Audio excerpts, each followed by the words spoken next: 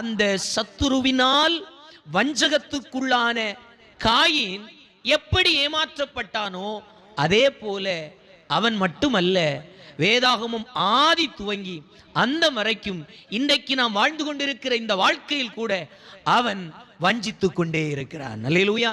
இந்த வஞ்சகமான இந்த உலகத்தில் நாம் மேற்கொண்டு ஒரு வெற்றியுள்ள வாழ்க்கை வாழ வேண்டும்.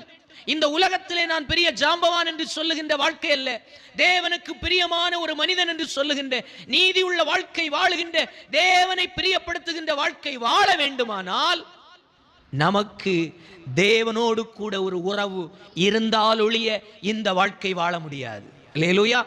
காரணம், பிசாசானவன், வஞ்சிக்கப்பட்டவன், வஞ்சிக்கின்றவன், திருடுகிறவன், அழிக்கிறவன் நம்மை எப்போ தேவனை விட்டு பிரிக்கலாம் என்று வகை தேடி சுற்றி திரிகின்றான். அல்லேலூயா.